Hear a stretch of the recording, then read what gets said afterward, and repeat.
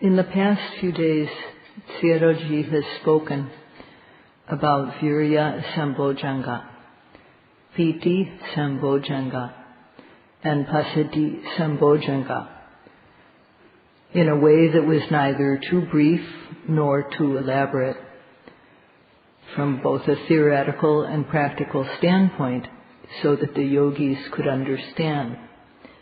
But the translator was not satisfied with her translation. And if there is confusion about the things that were said in the translation, then that is not good for the audience. So today, Sayadaw will summarize how Viriya Sambojjhanga occurs, and from that, how Piti Sambojjhanga occurs, and from there, how Passaddhi Sambojjhanga occurs. In the Buddhist text, it is said, there's the word kusita, which describes action or behavior which occurs in a disgusting manner, despicable manner. Someone who is kusita is not active or alert, but cold and sluggish. And whether it's working for one's own living, for one's education, anything for oneself, they don't exert the energy to do this. And thus, they're even less likely to do so for others. And as now, in the work that makes one's life better, a person who is kusita is not able to dispel thick laziness. And if thick laziness is not dispelled, then a kusala will be what happens. Unwholesomeness will happen most of the time. And based on that, one will make mistakes. One will do wrong things. And one will not be able to keep oneself clean. And so it was said, as Sayadaw said in the Pali, that one who is lazy, one develops akusala, not kusala.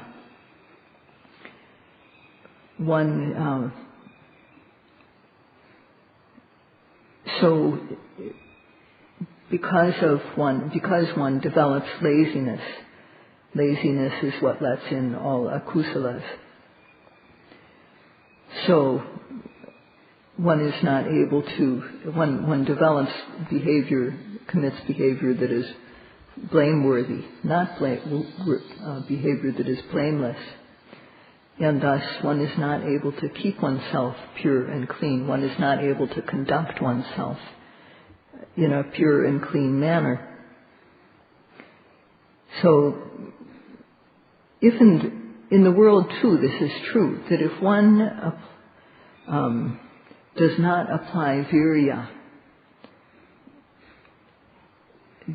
then whether it's in the area of getting an education or making a living or in anything that the person does, if the person doesn't exercise effort, the person will be low status.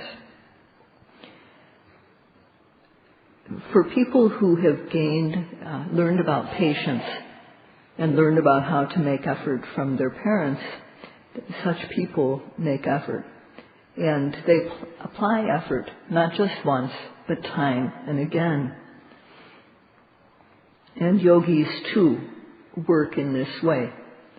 So this is called arata viriya, or this person is this type of effort, this arata viriya, is effort that has been developed, first of all, the initial stage, making the beginning effort, and from there, boosting up one's effort to overcome laziness, and from there, developing effort that goes up stage by stage till it reaches the goal. So this type of effort is called arada viriya, and one who possesses it is called arada viryo. This type of effort is also called pagahita viriya. This word literally means that it is effort that does not stagnate. This effort always lifts up until it reaches the max. So finally, what occurs is paripurna virya, or fulfilled effort. And when this occurs, it occurs in a special way and makes a huge difference in one's life. So it is said that one who develops this type of effort, arada virya, dispels unwholesomeness and develops wholesomeness. They dispel the blameworthy behavior, and they develop blameless, pure behavior.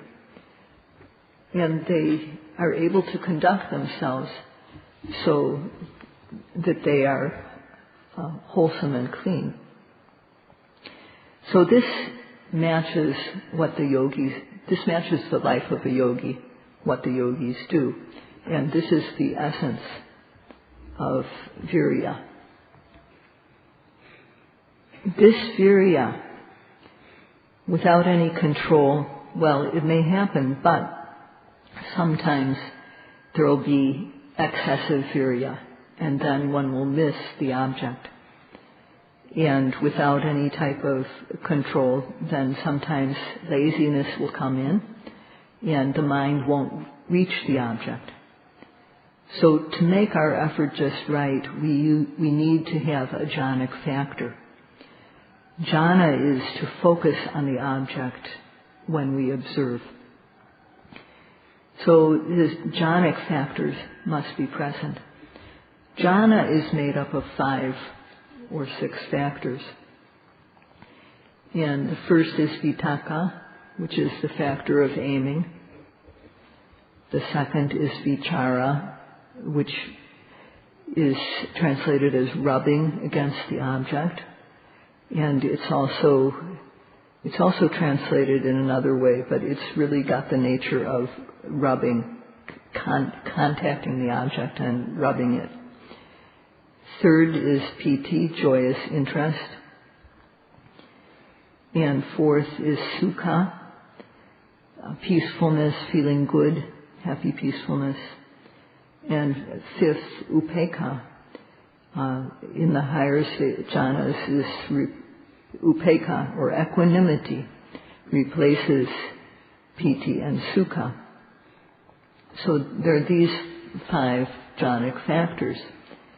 And at the start, there must be vitakka and vichara. It said savitakka, savichara. So these 2 factors must be there at the start. So this means that when we make the effort to push the mind to the object, we also need to aim. So it's aiming that makes our focus accurate. And with this quality, we will be able to hit the target, and we will be able to hit the bullseye. So when we hit the target, that is called vichara. That is when the mind rubs against the object. And if our aim is accurate and our effort is there, and we hit the mind, hits and rubs against the object, then there will be joy. And because of joy, there will be a good feeling, peaceful happiness, and then the mind will become stable. So this is, just in worldly terms, this is what happens. But when the yogis starting with the rising and falling, they observe every arising object. They apply effort so that the mind will stick to the object. And they apply aim so that the effort will be just right. And when one gains practice at doing this, then one hits the object directly. One meets up with the object exactly. And then when one observes rising, one's mind falls on a quality such as stiffness, and one knows that quality, that stiffness. If one's mind falls on something like tension, then one knows that tension. If the mind falls on movement, one knows movement. And for other objects, it's the same way. So when to make one's observation effective is the yogi's job, to make this the mind hit against the object exactly. So, but it just involves doing two things. One has to apply effort, and one has to aim the mind. So just those two things are the yogi's job. Later on, what occurs is the mind hits the object exactly, joy arises, and there's happiness. But these come, and stability, but these come automatically. They don't have to be, we don't do anything deliberately to make those, they just follow. So Sayadaw said this before, but so that the translator will understand, he's saying it again. So a person who applies the effort to get the mind to the arising object every time has no slackness. This disgusting behavior described by Kusita does not arise. Kosajja is the behavior that causes one to be called kusita. So it means that when one has this quality of kosajja, then other people, they become cursed by others. Other people swear at them by saying, that person is a real lazy bones. So kosajja is the quality the person, a kusita person, has. So this Viriya effort is very good. And to the extent that one applies Viriya, there won't be any lobha, any greed arising. So at that time one is free of fault. There will be no hatred, resentment, bearing grudges, these qualities of dosa. Those will not arise. There will be no restlessness,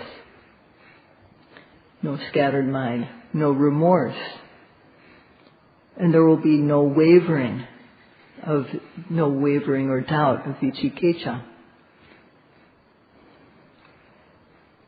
So when Viriya has the help of vitakka, or aiming, the mind meets exactly with the object, and it rubs.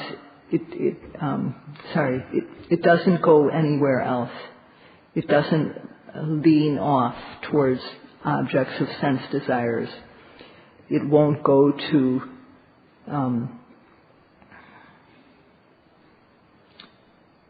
I can't read this. So basically it won't go off of the object because Viriya has the help of vitakka. So it won't go to thoughts of sense desires. It won't also go to thoughts of harming others. And every second that this happens, this mecha vitakka, which could be translated as having an erroneous objective, directing the mind in the wrong way. This mecha vitakka is not allowed to happen. Instead, the mind is made to have a straightforward objective.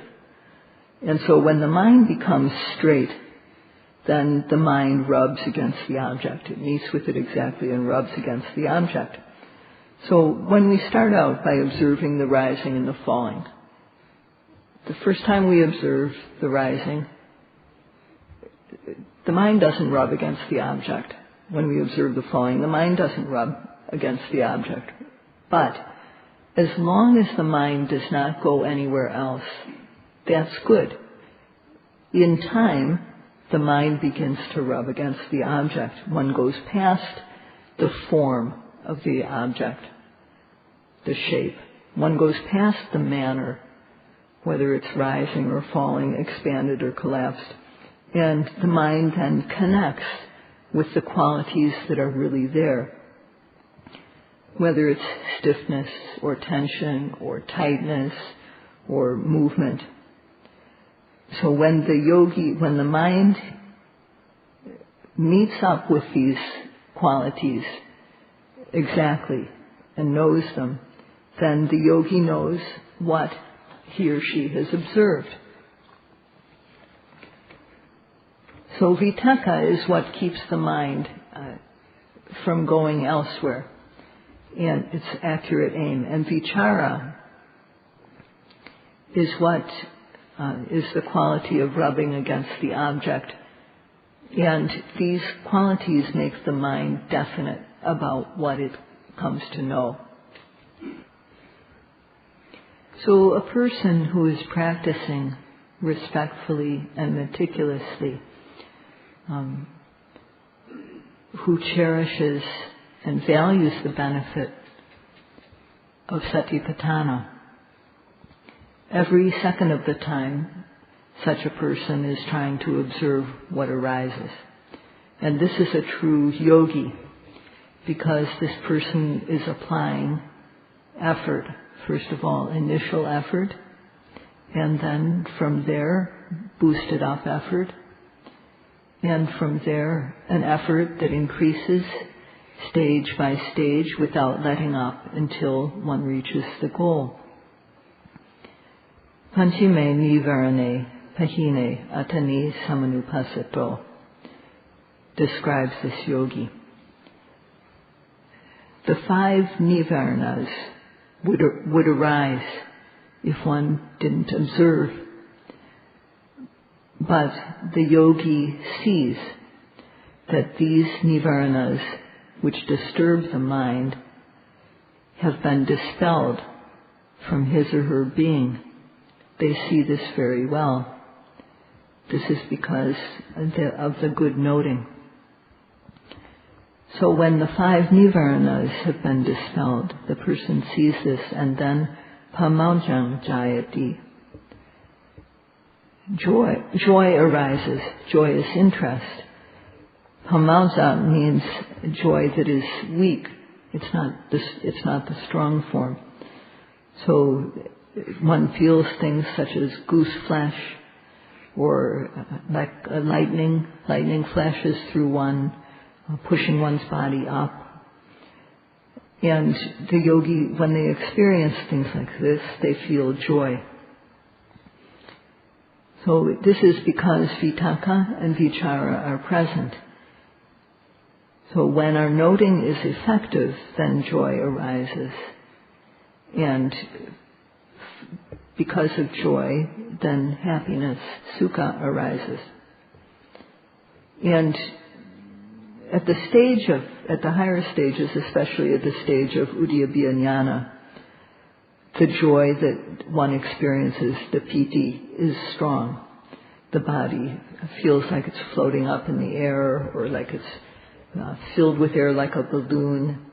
And there can also be the feeling of joy that spreads throughout every cell in one's body. This is strong joy. So this joy brings happiness, a feeling of comfort, and then the mind becomes especially calm. So at that time, the 5 factors of Vipassana jhana are present. Sorry, I'm not through with this yet.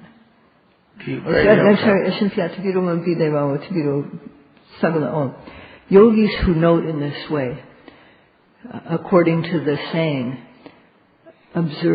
note at every arising, always guard the mind. So yogis who apply effort and aiming to always observe the mind, protect the mind with vigilant mindfulness, when their noting becomes effective so that the mind meets the object exactly, then there's satisfaction with what they're doing. And then there will be first weak joy, and then strong joy. So that is why it is said, Panchime nivarane pahine, atani samanupasato pamaljang jayati. When the person feels, when they see that the 5 nivaranas have been dispelled in themselves, then this minor type of joy arises. And because the mind is free of disturbances, the piti becomes strong. Paṇḍitā Sayadaw. The weak joy leads to strong joy, especially at the stage of Uddiyabhya Jnana. People who have good sila, even before knowledge arises, can experience this type of strong joy. For people who just live in a haphazard way, they won't experience this type of joy that the people who have good sila do. Or what they experience is regret about what they've done, this and that wrong thing.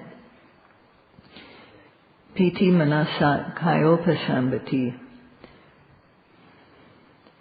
The body of the person who has a joyous mind becomes tranquil, peaceful and cool. Pasaddakayo sukhang vedeti. And this tranquility of body and mind leads to sukha. When the person who has a tranquil body experiences comfort or sukha. Sukhino cetang samadhiyati. The mind of one who experiences sukha becomes stable, becomes collected. So this is how it happens for a yogi who is respectful in the practice. And however, this is the path of practice. This is how things develop. So examine yourself and compare. If this has not occurred in you, then you have to search out the cause. It is because of not being free of nivaranas. If this type of joy and happiness, stability has not yet arisen, it is because the nivaranas have not been dispelled. One can come to that conclusion. So when one is happy with one's work and then feels tranquil, stability follows. Sukhino cittang samadhiyati. The mind of the one who is happy becomes stable. And when the mind is stable, it is said, samahito yatha buddhaṃ pajanati. The one whose mind has become stabilized sees things as they are. The person who observes time and again, one after another, who has strong momentary concentration, or kanika samadhi, knows things as they are, as they really are. When the mind falls on stiffness, the yogi knows stiffness. When the mind falls on tension, the yogi knows tension. When the mind falls on movement, the yogi knows movement. When the mind falls on aching, the yogi knows aching. When the mind falls on pain, the yogi knows pain, and so on. So when there's effort made and accurate aim, and the mind meets exactly with the object and falls collectedly on the object, then one knows things, and then one knows what is there. So first of all, one comes to know that there is mind and matter. One sees the distinction between rupa and nama. And then one comes to see how these are related as cause and effect. And third, one comes to see how these, which are related as cause and effect, arise and then pass away. They're not permanent. They're unsatisfactory and they have no self. They're just process. And especially if one reaches this stage where one sees the very fast arising and passing away of phenomenon, then one will see joy. One will feel joy, bhavana rati. That means delight in this work of developing the mind. If one reaches this stage, then, so one, just consider how you will feel if you reach this stage. One's mind will become more and more peaceful, and the mind and body will feel light and agile, and the noting will go very smoothly. There won't be any hitches involved. One will be able to note everything easily. One has skill in observation, and one's knowledge is quick. And at that point, Uzzukata, this very straightforward mind, the honest mind, arises, and one is able to admit the things which one has done wrong. So this quality arises, and these qualities are called sobhana. Sobhana means they make the stream of one's life beautiful. They decorate one's life. So if these factors arise, then one's life becomes beautiful. Meditation practice is to make our life beautiful without using any makeup. Why is it that our life becomes beautiful at this time? It's because all these factors are grouped together at once. At this time, one has heard fully about the virtues of the Dhamma, but one understands them practically. One understands them and has this trusting faith, okapana saddha. This has arisen. And this is what we have developed. This is our own. This is what we possess. This faith can rule. And so if others come to us and say things, saying, for example, meditation is worthless, they come and try to shake your faith, one won't accept these things because the faith has become a ruling faculty. And because it is strong, it's become powerful. It doesn't shake in the face of what doesn't have faith. And this is our own. Viriya also has good momentum. It has become pagaha viriya, the effort which doesn't stagnate, doesn't drop down, but always increases. And because of the momentum of viriya, then unwholesomeness, akusala, has no chance to arise. That means that kusala is occurring one moment after another. And this is how viriya becomes a ruling faculty. This is the ruling faculty of viriya, viriyendriya. And one feels courageous. One is courageous and advances in one's practice because one has overcome discomfort, uncomfortable feelings, vedana.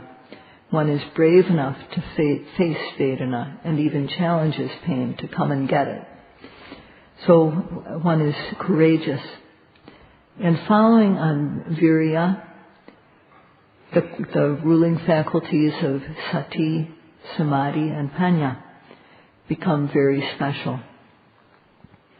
At this time, Viriya Sambojjhanga leads to Piti Sambojjhanga, and then to Passaddhi Sambojjhanga, and Samadhi Sambojjhanga. These occur in a special way. at this time, the noting is continuous, happening one after another. And if one misses the arising object, then even subtle kilesas may enter. So one feels shame and fear that this may happen. One feels, one detests and fears the kilesas coming into the mind. Thus one takes even more care to observe the arising object, and one's observation becomes more continuous than before, more and more connected. So one's observation becomes more and more powerful, and one is better and better able to control oneself. This is truly the science of government. This is how to govern oneself. And when one has shame and fear regarding unwholesomeness, one doesn't want to harm oneself, and thus one refrains from committing misdeeds. Or one has sympathy, one understands how it feels to be harmed, and so one, out of a feeling for other people, one refrains from harming others. Both of these qualities are causes for controlling oneself, and this control of oneself becomes better and better. These qualities of shame and fear and the ability to feel what others feel become better and better. So this is what makes one a true human being, with true, who is able to keep their mind humane and developing true knowledge. So this is very, very necessary. And now one has established this, and one simply has to work to make these qualities firm. And Sayadaw will continue to speak about how this is done tomorrow. That's all for today. Sadhu, sadhu, sadhu.